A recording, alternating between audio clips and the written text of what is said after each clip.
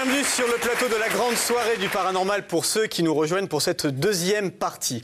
Alors dans la première partie, nous avons parlé des expériences de mort imminente. Là, nous allons nous intéresser à ceux qui ont des contacts avec l'au-delà.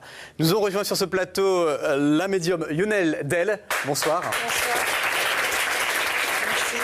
Vous êtes médium, d'ailleurs on vous voit sur Direct 8 dans l'émission L'Avenir nous le dira. Et dans quelques instants, vous allez tenter sur ce plateau d'entrer en contact avec un proche défunt d'une personne qui se trouve dans le public, que vous n'avez jamais rencontré avant ce soir. Oui. Ce sera dans un instant. Alors, monsieur Henri Vigneault, madame Yonel Del, vous êtes tous les deux médiums. Est-ce que vos dons de médium, donc on l'a appris pour vous, Henri Vigneault. Pour vous, est-ce que c'est venu, Yonel Del, après un choc, après une expérience de mort imminente, pourquoi pas, ou toute une autre expérience? À partir de quand vous vous êtes rendu compte que vous pouviez communiquer avec l'au-delà? La première fois, j'avais 11 ans. Et c'était en fait le départ de mon arrière-grand-père. Bon, il était très tard dans la soirée, vraiment, et puis il y a eu du mouvement, et mes parents sont sortis pour aller au chevet donc, de ce grand-père. Et moi, je voulais suivre, et bon, 11 ans, il a fallu que je reste, quoi. Cela dit, c'était quand même tout près, juste à côté. Et je suis montée dans ma chambre, et j'ai regardé par la fenêtre le ciel, et puis j'ai commencé à penser à lui. Et je l'ai vu passer, je l'ai vu partir, et il m'a regardé avec beaucoup de douceur. Il a dit « Je rentre chez moi ». Ah oui, effectivement, message très troublant. Voilà. Pour une petite fille de 11 ans, surtout. Oui, mais en même temps, c'était tellement paisible. C'était comme un filet blanchâtre. Ça allait très, très vite. Et en même temps, ce qu'il me disait, c'était, comme je vous parle maintenant, très lent, normalement, quoi. Il y avait un décalage entre, finalement, ce filet blanchâtre, donc l'âme qui filait vraiment à toute allure, et la communication. Mais j'ai pas compris de suite. Hein. Alors, tous les trois, Père François Brune, Yonel Del, Henri Vigneault, quelle est l'expérience, j'allais dire, la plus paranormale ou la plus extraordinaire que vous avez pu vivre tout au long de vos séances ou des rencontres ou des phénomènes que vous avez pu vivre? On va commencer par vous, Henri Vigneault. Elles sont multiples, à vrai dire. Déjà, ma collègue à l'instant expliquait donc ces phénomènes aussi de jeunesse. Et j'ai vécu également une similitude également avec un défunt, un proche et grand-père également. Et sur le lit de mort, comme à l'époque dans le passé, on pouvait avoir les corps à la maison. Maintenant, ça se pratique un peu moins. Et, oui, dans le passé, ça se pratiquait beaucoup. Et je rentre dans la pièce où la famille était réunie autour du corps du grand-père paternel. Et là, j'ai vu également ce grand-père, son double, son esprit, et qui m'a regardé, qui m'a fait un clin d'œil, et tout a disparu. Je suis sorti de la chambre avec le sourire aux lèvres. Et j'ai entendu une tante qui disait à mon père: ton fils, il n'a pas de sensibilité. Mais je ne pouvais rien dire. C'est voilà, tout le contraire. Par exemple, bien sûr. Je me tourne vers vous, Père François Brune. Pour vous, une expérience qui restera marquée à jamais dans votre mémoire? J'en ai vécu pas mal et dans bien des pays, mais évidemment, celle qui m'a tout de même le plus marqué, ce sont les contacts que j'ai pu avoir grâce à des amis. C'est pas moi qui établissais le contact avec mon frère aîné qui est mort le 24 avril 2006. Et 1 mois et 4 jours après son décès, nous avions déjà un premier contact en double, en synergie, comme ils disent, c'est-à-dire dans une pièce, un ami qui recevait des messages en écriture automatique, et dans l'autre pièce, nous étions autour du magnétophone pour essayer de capter des réponses. On posait des questions, on avait des réponses, et ça, on a fait ça 3 fois quand même. Nous avons trouvé d'ailleurs des documents de cette séance, voilà. Et vous en verrez dans quelques instants. Fort bien. Yonel, je voulais rebondir sur ce que vous disiez. Vous étiez en train de dire 1 mois après le départ. 1 mois et 4 jours. Oui. Voilà. Et c'est vrai que certaines âmes peuvent communiquer pratiquement immédiatement. Oui. Parce que moi, je l'ai vécu avec mon mari quand il est décédé. Et ça, pour le coup, c'est vraiment quelque chose de très, très fort. Et puis, il y a d'autres âmes qui, eux, en revanche, elles ont besoin peut-être de 3 ans, 4 ans, 5 ans. Il n'y a vraiment pas de schéma. Malgré tout, beaucoup de personnes doutent, il faut être très clair. Oui. Beaucoup de personnes doutent normal, sur les médiums. Alors, Oui, pour être très clair, la personne qui va venir sur ce plateau, vous ne la connaissez pas, vous ne l'avez jamais rencontrée, sauf quelques instants avant le plateau. Un petit peu avant le plateau. Qu'est-ce que vous êtes dit en quelques mots? Elle va nous rejoindre, elle s'appelle Perrine et elle est derrière moi. Perrine, vous pouvez venir sur le plateau. Tenez, prenez ce micro, mettez-vous à cette place. Donc qu'est-ce que vous êtes échangé comme message avant le plateau? C'est moi qui voulais la voir auparavant, parce que comme il était question de communiquer avec un défunt, et que moi, les défunts, je ne leur demande pas, jamais je fais venir qui que ce soit, parce qu'on m'a toujours donné ça comme ça, on m'a toujours dit qu'il ne fallait pas, je parle de l'autre côté, bien sûr. Et donc finalement, je me suis dit, bon, autant que je la vois, au moins déjà que je puisse regarder autour. Et puis j'ai vu un grand-père, j'ai vu une jeune fille, j'ai vu un petit garçon, un petit bébé. Et puis j'ai dit, bon, après on va voir. Stop là, c'est bon. Et ensuite, de mon côté, on m'a demandé si c'était familial ou amical. Parce que ça paraissait amical.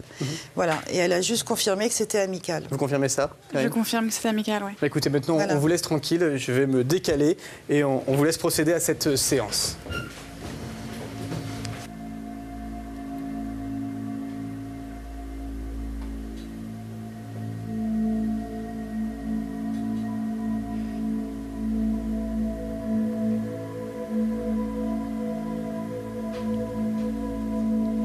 Il ne fallait pas fréquenter ces gens-là. Il ne fallait pas fréquenter ces gens-là, oui. Quels gens? Attends. C'est quelques copines, copains, quelques petites fréquentations, mais que vous avez commencé à évacuer. Oui, vous avez évacué. On voit d'autres personnes. On a laissé passer ça, cette période-là. On n'était pas bien, vous aviez tout serré, le cœur serré à l'intérieur.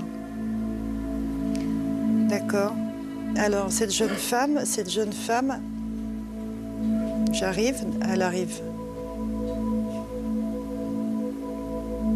C'est la même jeune femme que tout à l'heure, les cheveux châtain clair avec des mèches, de beaux cheveux.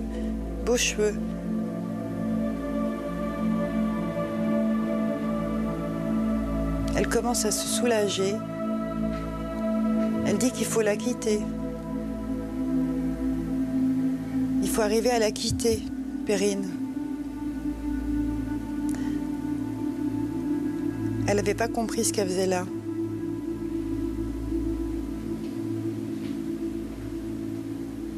Vous pouvez penser à elle, mais pour son bien-être, pour qu'elle soit pleinement heureuse. Là, la pensée, elle est pour la conserver près de vous. Là, on est en train de parler de choses très intimes. Il y a un état de déprime que vous avez traversé avec des substances qui vous ont accompagné. Et pardonnez-moi, mais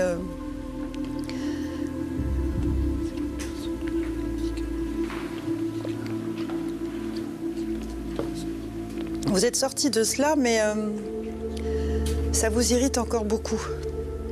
Je confirme. Je suis pas très à l'aise là. Vous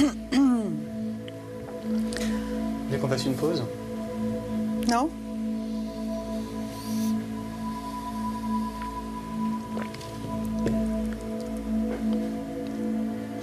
D'accord, oui. Attends. Elle dit que votre chemin s'éclaircit et qu'il va vous falloir encore 3 ans pour faire disparaître toutes ces choses difficiles et délicates que vous avez traversées et que vous êtes en train d'éponger. 3 ans? Oui. Elle dit qu'elle commence à aller mieux. C'est la jeune femme, la jeune fille avec le M. M. La lettre M. Dans son prénom, il y a le M qui revient. Oui, il y a un M. Oui.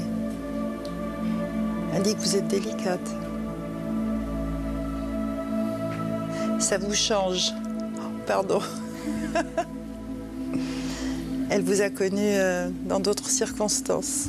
Mais ça a tellement été, vous savez, ça a été très court son départ. Ça a été très rapproché, très très court. Elle n'a pas eu le temps d'envisager, vous voyez, le départ, de voir venir les choses. Et elle s'est retrouvée de l'autre côté comme ça.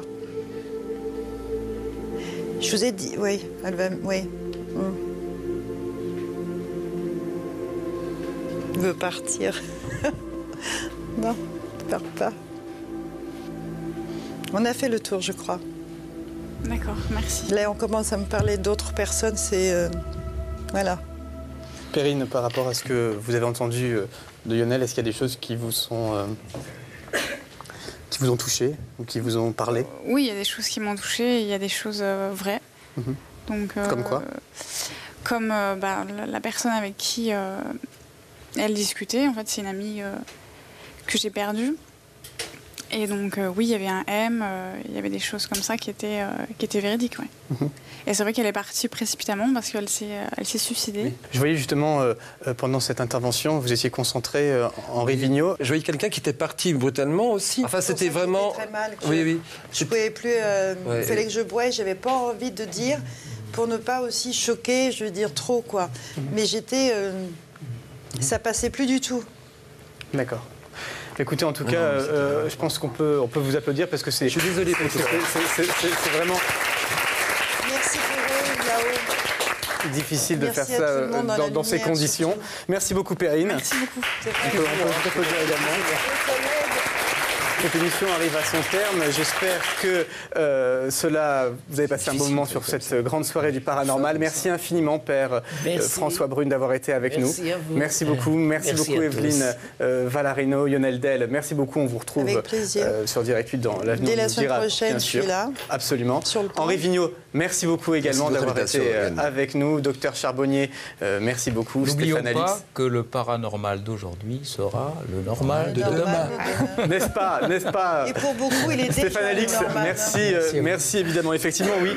J'espère que vous avez passé une très agréable moment sur cette émission, sur cette grande soirée du paranormal.